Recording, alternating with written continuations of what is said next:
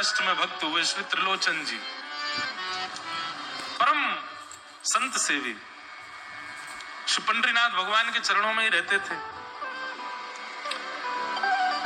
पति पत्नी दोनों निवास करते थे, उनकी कोई संतान नहीं थी, तो इसलिए उन्होंने जीवन भर क्या नियम अपनाया कि जो भी धन आदि उनके पास था, जो भी वैभव था, उन्होंने वो पंढरपुर आने वाले वैष्णवों की सेवा में खर्च करने का उसका मन बनाया कि यहाँ इतने दर्शनार्थी आते हैं, सबका भोजन प्रसादी सामग्री हमारे घर में बना करेगी। तो श्री त्रिलोचन जी पंढरपुर आने वाले दर्शनार्थियों को घर बुला करके प्रेम से भोजन पवाते थे, और जितने भी दर्शनार्थी दर्शन करके पंढरपुर से जाते थे वो अन्य संतों को कह देते, बोले कहां जा रहे हो? बोले पंढरपुर जा रहे हैं। बोले भैया पंढरपुर जा रहे हो तो त्रिलोचन जी के यहाँ जाना, उनके यहाँ भोजन प्रसादी बहुत बढ़िया संतों के अनुकूल बनाते हैं। बड़ी ख्याति हो गई महाराज जी, अब तो जितनी भीड़ पंढरपुर विठल मंदिर में उतनी भीड़ त्रिलोचन जी के घर के बाहर संतों की, दर्शनार्थियों की, सब प्रसाद पाने के लिए जाते। त्रिलोचन जी और उनकी पत्नी बड़े प्रसन्न कि इतने संतों की सेवा हम कर पा रहे हैं, ये हमारा सौभाग्य है। धीरे धीरे दोनों वृद्ध अवस्था को प्राप्त हो गए। वृद्ध हो गए तो अब इतनी सामग्री बना नहीं पाते, कोई सेवक नहीं था, स्वयं बनाते थे पति पत्नी मिलकर के। अब तो ऐसा हो जाता, कभी कभी दाल लग जाती, जल जाती, रोटियां सेकते तो रोटियां जल जाती। वृद्ध अवस्था, थक भी गए थे बहुत ज्यादा, तो प्रसाद पवाते तो थे, संत जन बेचारे प्रेम से स्वीकार तो करते, पर अब स्वाद नहीं होता था, तो बेचारे जैसा था उसको पाते, थोड़ा बहुत पा करके चले जाते। धीरे धीरे संतों का आगमन अब कम होने लगा। त्रिलोचन जी इस बात से बड़े परेशान हो गए, बोले भैया संत हमारे घर से आना बंद हो गए, हम क्या करें? तो श्री त्रिलोचन जी महाराज ने बाहर एक बड़ा सा कुछ होर्डिंग जैसा लगा दिया, उस पर लिख दिया कि अंदर कोई संत सेवा आदि के लिए एक सेवक की आवश्यकता है, अगर किसी के अंदर सेवा भाव हो तो वो आकर के भीतर संपर्क करे। सेवा, ब्रजवासी सेवा, गौ सेवा, इन सब सेवाओं के प्रकल्प में यदि आप सेवक की कामना करोगे तो कहीं ना कहीं किसी ना किसी रूप में ठाकुर जी आएंगे सेवा के लिए। त्रिलोचन जी ने बाहर लिख दिया कि भाई संत सेवा के लिए सेवक की आवश्यकता है, यदि कोई सेवा भावी सेवा करना चाहता है तो भीतर आके संपर्क करे। अब यह बोर्ड पढ़ लिया हमारे श्री पंडरीनाथ भगवान ने, और श्री विठल भगवान एक छोटे से बालक का रूप धारण करके त्रिलोचन जी के यहाँ पहुंच गए। त्रिलोचन जी के यहाँ पहुंचे, त्रिलोचन जी बैठे थे। बोले साहब जी, आपने बाहर लिख रखा है संत सेवा के लिए यदि कोई इच्छुक हो तो भीतर आके संपर्क करे, मुझे सेवा करनी है। त्रिलोचन जी और उनकी पत्नी देखे, बोले कितना छोटा सा बालक है, कितना प्यारा है, ये तुम्हारे माता पिता नहीं है? बोले होंगे तो पता नहीं, मुझे तो पता नहीं, मैंने कभी देखा नहीं अपने माता पिता को, मैं अकेला ही हूं, ना मेरे कोई भाई है, ना कोई मेरे मित्र है, ना मेरे कोई बंधु है, ना मेरे माता पिता, मैं अकेला ही हूं। त्रिलोचन जी की पत्नी को तो इतनी दया सी आ गई, अरे राम राम, बेचारा अकेला बालक है। अच्छा चलो ठीक है, तुम यहाँ सेवा कर लेना, लेकिन कुछ नियम है उनको सुन लो। सबसे पहले तो अपना नाम बताओ, तुम्हारा नाम क्या है? विठल भगवान ही थे वो, तो छोटे से बालक के रूप में गए थे। बोले मेरा नाम है अंतर्यामी। त्रिलोचन जी बोले नाम सुनकर के तो ऐसा लगता है जैसे सच में अंतर्यामी है क्या? अच्छा बेटा अंतर्यामी, सेवा करोगे? बोले ये सेवा करना तो मेरा जन्म जन्मांतर का काम है, मैं यही तो करता हूं।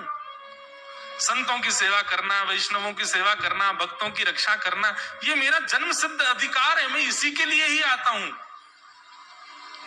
त्रिलोचन जी और उनकी पत्नी एक दूसरे का मुख देख करके बोले, नेक्स्ट सा बालक है लेकिन बोलता कैसे? ठाकुर जी तो सत्य बोल रहे थे।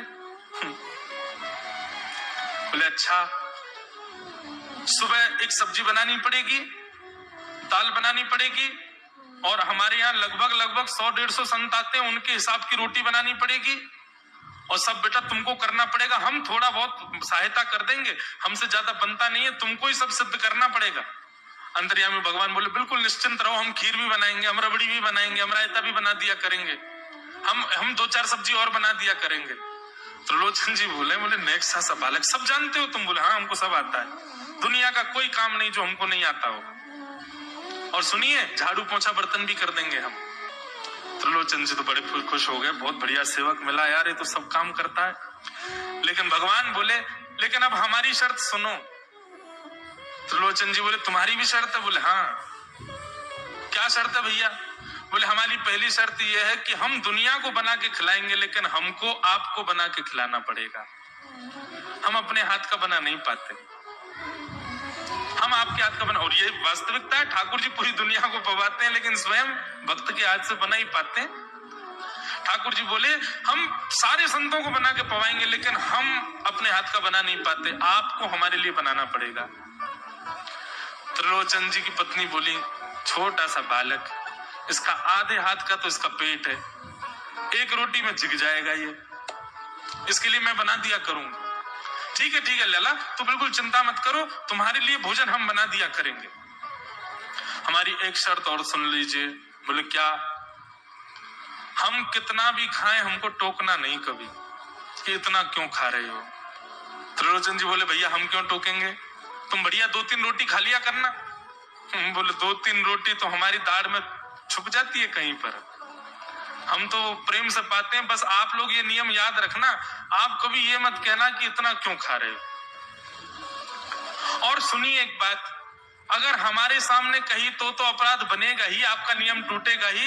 किसी और से जाकर के यदि आपने कह दिया कि बहुत खाता है, क्या बताएं, तो हम उसी दिन अंतर ध्यान हो जाएंगे, उसी दिन आपका घर छोड़ के चले जाएंगे। फिर दौड़ते रहना सेवक। त्रिलोचन जी बोले हम क्यों कहेंगे भैया, हम तो कभी नहीं कहेंगे, हम दोनों तुमको वचन देते हैं, तुम प्रेम से रहो, सबका सेवा करो, हम कभी नहीं कहेंगे कि इतना खाता है। भगवान बोले तो ठीक है, फिर कल से सेवा शुरू। अगले दिन महाराज त्रिलोचन जी और पत्नी उठे सवेरे ब्रह्म मुहूर्त में, देखा तो महाराज भीतर ही ठाकुर जी बढ़िया अपनी कमर कस करके, सिर पर ढांटा बांध करके, मुंह पर कपड़ा लगा करके और कढ़ाई में लिए चला रहे हैं, बना रहे हैं दाल। एक हाथ से दाल बना रहे हैं, फिर दौड़ के जाते हैं दूसरी कढ़ाई पे, वहां पर खीर बना रहे हैं, फिर कहीं जाते हैं वहां पूड़ी उछाल करके धर रहे हैं। त्रिलोचन जी और उनकी पत्नी देख रहे खड़े खड़े, अकेले ठाकुर जी सब बना रहे हैं। नेक्स्ट सा बालक 8 बजे से संतों की जमात आनी प्रारंभ हो गई, सुबह के समय हो गया। महाराज अकेले ही पत्तल लेकर के दौड़ते हैं, सारे संतों को पत्तल बांटे आते हैं, फिर अकेले ही सामग्री लेकर के जाते हैं और लेकर के सबको बांटते हैं। त्रिलोचन जी कोई सामग्री लेके जाए तो ठाकुर जी बीच में ही आ जाते हैं, बाबूजी आप जाके बैठो, मैं बांट रहा हूं ना, आप उठ के मत आओ, आप उठ के आओगे सब फैल जाएगा, मैं कर रहा हूं ना सब। अकेले ठाकुर जी, अकेले अंतर्यामी भगवान सब कर रहे थे। और त्रिलोचन जी और उनकी पत्नी बड़े प्रसन्न, जय हो विठोबा, तेने तो भैया ऐसा लगे साक्षात तुम ही आ गए हो, कितनी कृपा हो रही है, देखो कैसा सेवक मिला है। हमें भली संतान नहीं दी ठाकुर जी ने, लेकिन ऐसा सेवक दिया है जिससे परिपूर्ण आनंद हो गया है। संतों की भोजन प्रसादी हुई, महाराज खूब प्रेम से सब संतों को पवाया, संत भी सब वाहवाही करके गए, बोले वाह त्रिलोचन जी आपके यहाँ खूब बार पाया, लेकिन आज जैसा प्रसादी हमने कभी नहीं पाई। त्रिलोचन जी बड़े प्रसन्न। सब संत चले गए, भगवान तुरंत पहुंचा लिया है, पूरे फर्श को मार्जन कर दिया, सब बिल्कुल सारी दरी वरी समेट करके रख दी, सब पत्तल आदि सबको व्यवस्थित कराए, सारे बर्तन मांज करके धर दिए, सब बिल्कुल व्यवस्थित करके और आकर के ठाकुर जी सामने बैठ गए। मैया अब सेवा हमारी तो पूर्ण हो गई, अब हमारी पेट पूजा करो, अब आप लगो रसोई में हमारे लिए बनाओ। वो तो इतने भाव में आ गए, अरे मेरे लाला मैं अभी बना के लाती हूँ। सुंदर सुंदर सब्जी बनाई, सुंदर रोटी बनाई, सुंदर खीर बनाई, थोड़ी थोड़ी एक एक दोना, दो दोना मान लो सब्जी बनाई, दो दोना खीर बना दी, 10-5 पूड़ी बना दी। ठाकुर जी की बढ़िया थाली लगाई, थाली लगा करके सामने धर दी, अंतर्यामी भगवान बैठ गए, प्रेम से पाने लगे, पाते जाए महाराज, वो तो खाते जाए, खीर उठा करके पी जाए, सब्जी उठा के पी जाओ, और लाओ मैया भूख लगी है जल्दी लाओ। 10 की 10 पूड़ी एक बार में चट और लेकर के आई, बेचारी देती गई, 10 की पूड़ी और धरवा ली, फिर उनको भी पा गए। अब मैया ने इतनी सामग्री बनाई थी, बोले मैया भूख लगी है जल्दी जाओ, आटा मारो, फिर से सेको, बढ़िया लेके आओ सामग्री, आपसे हमने कही थी कि आपको हमको पवाना पड़ेगा। नहीं बेटा तू बिल्कुल बैठो रहे। अरे भैया मुझे तो लगी नेक्स्ट पेटा, कोई तो कुआ है पूरा, कितना डाल दो भरे कोई ना। महाराज आटा मारते मारते शाम हो गई। शाम तक ठाकुर जी पाते ही रहे और खूब पेट भर के पाया महाराज। एक आसन पर अखंड 4 घंटा बैठ करके भोजन किया और भोजन करने के बाद ठाकुर जी बोले ठीक है सेठ जी, अब आओ, लाओ तेल ले आओ, आपकी नेक मालिश कर दूं, आपकी नेक सेवा कर दूं, आप थक गए होंगे। त्रिलोचन में नहीं इसकी नहीं क्यों नहीं है, तेल लेकर के उनकी मालिश भी कर दें। इस प्रकार चले। त्रिलोचन जी की पत्नी बेचारी पहले दिन तो कुछ नहीं बोली, दूसरे दिन भी कुछ नहीं बोली, तीसरे दिन उसके मन में आया, बोले ये क्या कर लिया हमने, सुबह जितना भोजन बनना चाहिए उतना तो ये अकेला ही पाता है, सुबह संतों का ये बना देता पर शाम को इसके लिए जितना बनता वो संतों के बराबर ही बैठता है पूरा। त्रिलोचन जी कहते नहीं तो तुमको याद नहीं उसने कहा था कभी कहना नहीं है ऐसा। बोले हाँ नहीं मैं ध्यान रखूंगी, नहीं कहना है। लेकिन अंतर्यामी भगवान तो खूब प्रेम से घर के सारे काम कर रहे हैं उनके। महीना 1.5 महीना बीत गया, खूब आनंद से सेवा चल रही थी। एक दिन त्रिलोचन जी की पत्नी पड़ोस में किसी के पास बैठी थी, तो पड़ोसी तो होते ही हैं सब घर के बात बोलने वाले, उन्होंने कह दी, बोले कि आपके घर में तो आजकल बड़ी खुशहाली आ गई है। त्रिलोचन जी को देखा, चेहरे पे कैसा तेज आ गया, लाल लाल टमाटर जैसे गाल हो गए उनके। बोले अरे वो आया है ना अंतर्यामी सेवक हमारा, बहुत सेवा करता है, प्रसादी वगैरह सब वही बनाता है, फिर मालिश करता है उनकी, बढ़िया बढ़िया उनके लिए जूस निकालता है, बढ़िया उनको सब भोजन पानी पवाता है, इसलिए इस वजह से त्रिलोचन जी बढ़िया। त्रिलोचन जी तो बढ़िया हो गए, तुम सूख गई हो, तुम इतनी पतली दुबली क्यों हो गई, मेरा दुख कौन जाने। वो सबकी सेवा करता है पर अपनी सेवा मुझसे करवाता है। अरे छोटा सा तो है, ऐसे मटक मटक के जाता है, हम तो उसको देखने के लिए खड़े रहते बाहर, कैसे बढ़िया लगता है। कई लोग तो देखने ही आते हैं उसको कि कैसे सब्जी परोस रहा है, कैसे पूड़ी परोस रहा है, कितना सुंदर लगता है। छोटा सा तो है, उसकी क्या सेवा करनी पड़ती है। अरे बहन तुम क्या जानो, 2, 4, 5, 10 किलो आटे की कब कब में रोटियां पूड़ियां खा जाता है चपेट करके, कोई पता नहीं चलती, पेट है कुआ है समुद्र क्या है पता नहीं चलता है, इतना खाता है इतना खाता है इतना खाता है। 4 घंटे की समाधि पर बैठता है एक साथ, थाली नहीं थाल लगाना पड़ता है उसके लिए, इतना खाता है। जैसे ही कहा इतना खाता है, ठाकुर जी अंतर ध्यान हो गए। शाम का समय, त्रिलोचन जी रोज शाम होते ही बैठते थे, थोड़ी देर कुछ चर्चा आदि करते थे भक्तों की। त्रिलोचन जी ने बुलाया, अंतर्यामी, ओ बेटा अंतर्यामी कहाँ हो, जल्दी आओ, चलो शाम हो गई है, थोड़ी देर बैठे कुछ सत्संग करें कीर्तन करें। अंतर्यामी नहीं आए,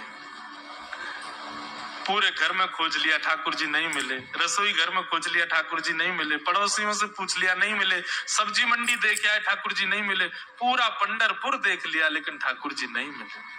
त्रिलोचन जी बड़े उदास हो गए, पत्नी से कहने लगे पता नहीं कहाँ चला गया, कहाँ गया होगा पता नहीं। देवी तुमने उससे ये तो नहीं कह दिया था कि इतना क्यों खाते। बोले नहीं नहीं मैं तो कान पकड़ती हूँ, मैं कभी नहीं कहती उससे। बोले किसी और से तो नहीं कहा था ना तुमने, क्योंकि उसने वचन दिया था ऐसा कहोगे तो मैं चला जाऊंगा। बोले हाँ आज एक गलती हो गई, पड़ोसी के पास बैठी थी, उससे बात करते करते मेरे मुख से गलती से निकल गया कि अरे उसके लिए तो बहुत बनाना पड़ता है, 10 किलो आटा खा जाता है, इतना खाता है, तो निकल गया था। समझ गए? बोले ओहो इसीलिए चला गया, उसको पता चल गया कि तुमने कह दिया है तभी चला गया है। त्रिलोचन जी और उनकी पत्नी दोनों श्री पंडरीनाथ भगवान मंदिर के दिल्ली पर जाकर के बैठ गए। जाकर के ठाकुर जी के आगे हाथ फैला करके कहने लगे, बोले नाथ, हे पंडरीनाथ, आपने हमको संतान नहीं दी, पुत्र नहीं दिया, पुत्री नहीं दी जीवन में, हमने कभी उसकी अपेक्षा नहीं की, हमने कभी आपसे शिकायत नहीं की कि हमको संतान क्यों नहीं दी। पर नाथ, एक सेवक हमारे जीवन में आया और जब से वो सेवक आया हमारे यहाँ संतों की सेवा होने लगी, हमारे यहाँ कीर्तन होने लगा, हमारे यहाँ सत्संग होने लगा, हमारे यहाँ खूब आनंद की उमंग होने लगी। उस सेवक ने हमको आपसे और प्रेम करवा दिया। ठाकुर जी हम आज आपसे दोनों भीख मांग रहे हैं, हमें कुछ मत दीजिए, आप भी मत मिलिए हमको इस जन्म में, लेकिन हमारे उस सेवक अंतर्यामी को हमको वापस कर दीजिए भगवान, वो जहां कहीं भी हो उसको वापस भेज दो हमारे पास। ऐसा कहकर के रुदन करने लगे, नेत्रों से आंसू गिरने लगे, चरणों में प्रणाम करके श्री पंडरीनाथ भगवान को रुदन करने लगे त्रिलोचन जी और उनकी पत्नी। इतने में ही स्वर सुनाई दिया, बाबूजी। अंतर्यामी का स्वर सुनते ही पीछे मुड़ करके देखा तो पीछे तो कोई दिखा नहीं। अरे इधर देखिए, पीछे कहां देख रहे हैं? वापस से पंडरीनाथ भगवान की ओर देखा तो श्री पंडरीनाथ भगवान की जगह ही अंतर्यामी बालक खड़ा हुआ है, सामने खड़े होकर के उनको आशीष दे रहा है। त्रिलोचन जी तो भाव विह्वल हो गए, बोले कैसी कृपा नाथ आपकी। बोले आप ही थे क्या?